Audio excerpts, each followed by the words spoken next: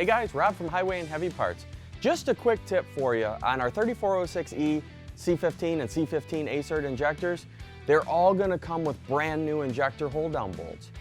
Replace your hold down bolts every time you replace your fuel injectors. You can see there's a decal on the box the injector comes in telling you to replace them, and the OEM recommends replacing the injector hold down bolt every time, and the injector hold down bolt is included in the box.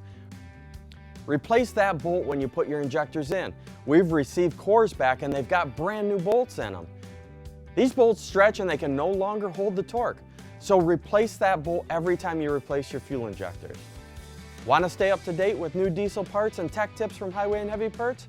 Be sure to hit the like button on Facebook and subscribe to us on YouTube. From diagnosis through delivery, we're Highway and Heavy Parts.